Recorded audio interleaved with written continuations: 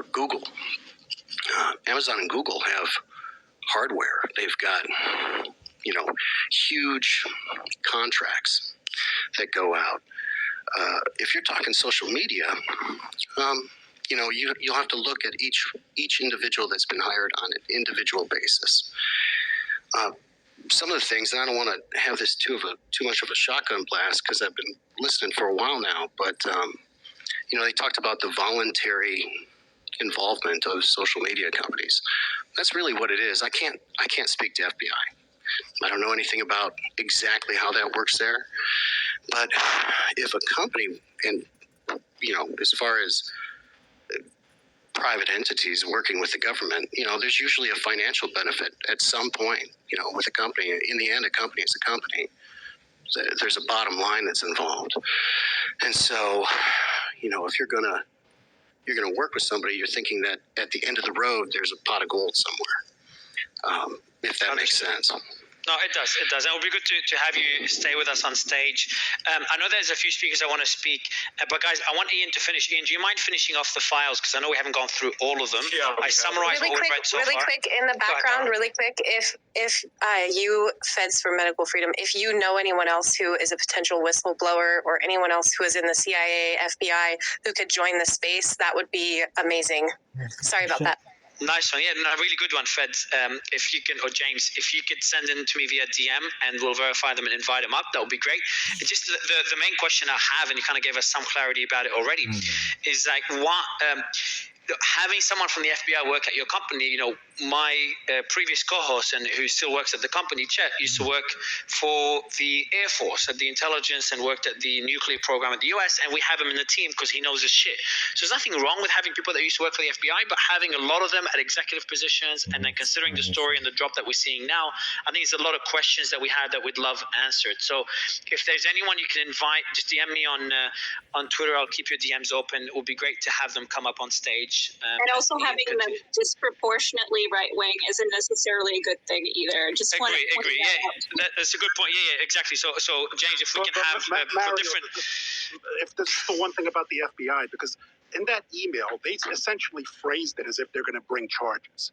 They said these are preservation letters. We'll let you know later on. To my knowledge, the bulk of the people on that list that they wanted banned, none of them were ever charged. So they were, imagine you're at a company and they're basically the FBI is telling you that we believe these accounts are violating federal law, preserve it, give us the telephone information, etc.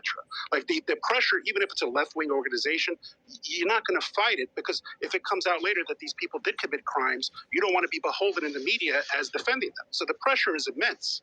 So what you're saying is that they're using that as an excuse to get them suspended or get the tweets deleted?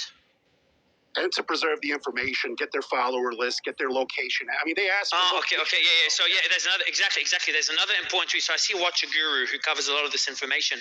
So there's two important things if you wanna, as you do your tweets, Watcher Guru. Two important points. Number one is in the threads, and Protocol pinned both above earlier. In the threads, there's one email that mentions Meta, so it shows that a lot of this is, and we kind of make that assumption, but we didn't have any evidence to point that direction as far as I'm aware. So one email does mention Meta, and then another email mentions that the FBI was requesting a lot of information on those users, including location. So two interesting things that Protocol spotted, which are really good. Otherwise, I'll go to Ian to continue going through it, and can I just point out one quick point, Mario, which is that this kind of information intelligence goes around every country. Like Britain has the MI6 being with some of the major companies in Britain. It happens in Russia. It happens with any major state. So I wouldn't be surprised. I'd say in what Protocol will probably jump in and say is that not the request for information, but it's the reasons they're requesting that information. So it's based on very petty tweets from what we saw. And I think that's why we're questioning it, because, I think we all know that requesting such information is relatively common. You'd be naive to think otherwise. But the reasons behind it is what made it at least potentially concerning for some of us. And I know some of you were also discussing the whole Elon story with the journalists, etc. So Alex, who's on the panel, it doesn't help that the deputy. Prodigal, you gotta give me a break, man. I'll give you the mic right after, I promise. Right after Ian reads the rest of the thread. But just for anyone listening, we're going to be covering that story tomorrow in a space. Alex and Catherine are helping get journalists from both sides of the aisle, and Brian as well, who's on stage, I think. Journalists from both sides of the aisle to cover, to discuss that story in free speech and where to draw the line, etc. Because I know that's been a really hot topic in the last 2 days. So that will be a discussion for tomorrow. I'll pin the tweet above, and it's on my profile as well. But Ian, I'll let you continue going through the thread. Otherwise, we'd never be able to do so. I'm never going to get the opportunity to finish. Yeah, no, but I don't No, it's fine. Ian. We'll just talk over you each time. Yeah, I'll just mute you. It's fine. Number Oh, 35. fun. Yeah, 35. FBI in one case sent over so many possible violative content reports. Twitter personnel congratulated each other in Slack for the monumental undertaking of reviewing them. All right. 36. There were multiple points of entry into Twitter for government flagged reports. Later from Agent Chan to Roth references a teleporter platform. I think we already read that one. So, state government. I think we're up to. What number? Yeah, we're up to 20. I think we're up to 24. That's one I had read. So there's a letter. No. We're past that. Yeah. Higher. This is way past. Yeah. I'm going through. 35, 39, 36, 37. 40, you've already read. Okay, here we are, 41, yeah. A video was reported by Election Integrity Project, that's the EIP, at Stanford. That's a think tank, right? That's not a government agency, which was apparently the strength of information for the Center for Internet Security. The CIS is a government organization. So they're working together with the EIP to flag video content, and here's the video. It says here, this is a long and legal heavy video, but essentially claims that the Pennsylvania election workers opened inner envelopes on ballots before election day and called people to correct their ballots on election day. According to the CIS, which has escalated through the EIP, the video misrepresents 1, Pennsylvania law, 2, the Pennsylvania Supreme Court decision, and 3, affidavits shown in the video in the thread. The thoughts on how to handle this one, and it's a link to Tracy Beans, who is a QAnon poster, right? She's one of the, I would say, loudest proponents of QAnon. And basically, it flags the video that she posted. I don't know if she made it. No idea. Doesn't really specify. 42. If that's confusing, that's because the CIS is a DHS contractor. It describes itself as partners of the Cyber and Internet Security Agency, CISA, at the Department of Homeland Security. So DHS essentially has a ton of these organizations that are working under it or partnering with it, and these are mostly contract workers, people who work with the government or for the government, right? They are people like Nina Jankovic, who was, as we all know, the censorship czar for the Disinformation Governance Board, which is now closed. So the EIP is one of a series of government-affiliated think tanks that mass review content. The list also includes Atlantic Council's a digital forensics research laboratory. A lot of people ask me, is the Atlantic Council in any of these emails? Well, yes, they are. They are in this thing, right?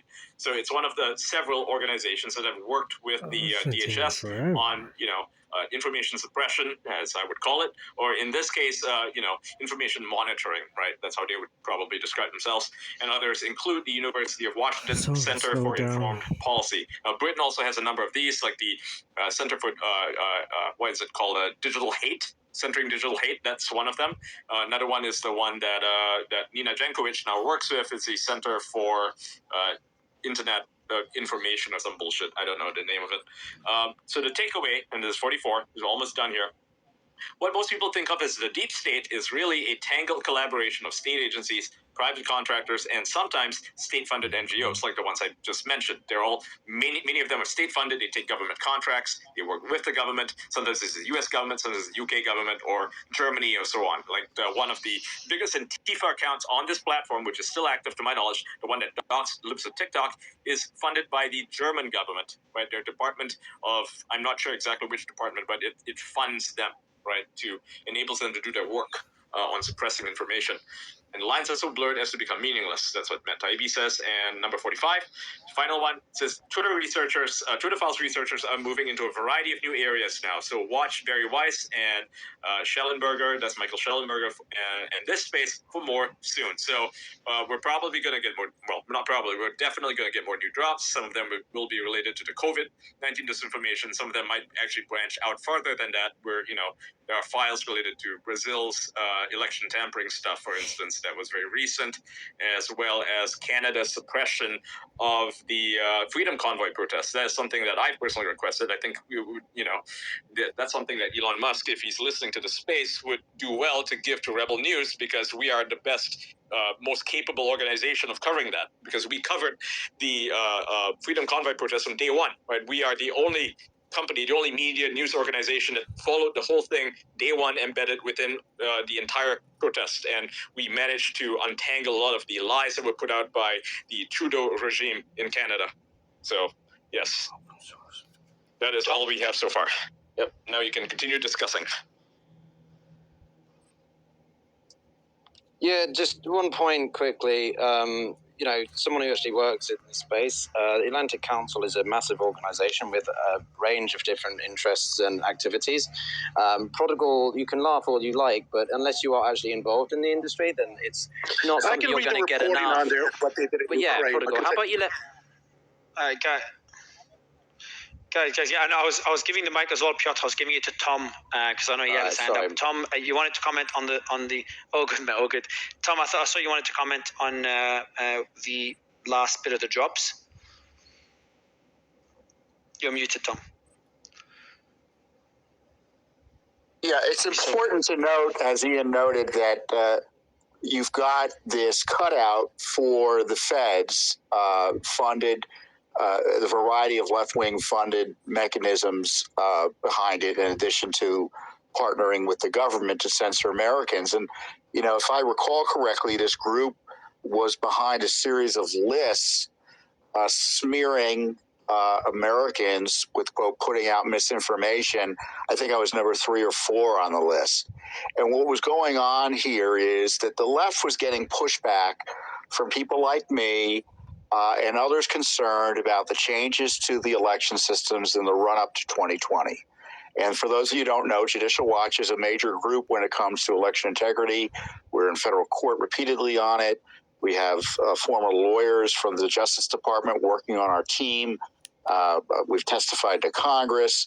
There's really few groups that have more national expertise in this area than others, and yet we start getting censored, and Judicial Watch and others start getting censored by partisans and ideologues who think that if you question the way elections are being run and the way the changes that were implemented will impact election integrity, you're to be censored. And in the case of the FBI, you couldn't even joke about showing up to quote vote on Wednesday, the day after election. So you've got a major issue going on here, and Musk was on these spaces a few days ago or last week, and he talked about this portal, and there's a reference to the teleporter process, which is kind of a new word for us, that the FBI and others had access to get people censored. So the big question I have at this stage is, has Twitter turned off the special access to the feds?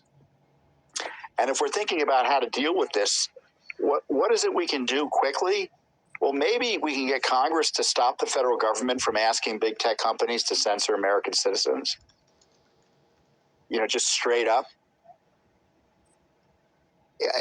Does it get any easier than that in terms of, quote, big tech reform? I'm in total agreement with that. What I find kind of hilarious, I don't really care too much about the Twitter files anymore because it's a lot of confirming of what we already knew and what we suspected of Twitter doing. My big concern is, what is Google and Facebook doing? And I haven't heard any politicians actually try to do anything about it other than firing off a few tweets or going on Fox News or something. Because Congress should be having this conversation that we're having right now.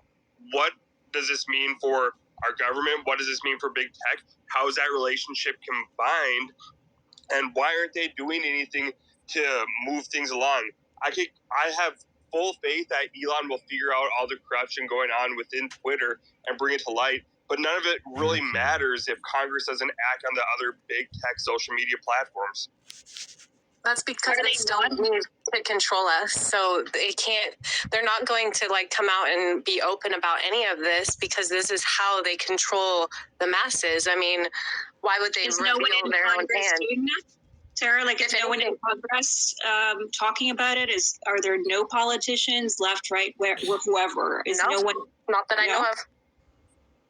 Is it any Catherine? Are you implying there is some Catherine you can share with us? Well, I mean, I don't know. I haven't followed. I think there is. Guys, Jim Jordan. He can. I was gonna say. Invite them. Yeah, we should. Good point. Personally, I think the lack of effort right now on their part is there's a few days left of their terms, and they might not want to even open this bottle of worms until the new Congress comes in January. But I honestly don't think they're going to take any action because they really don't care. Their positions aren't threatened by the Twitter files. Well, it's even worse. It's even worse.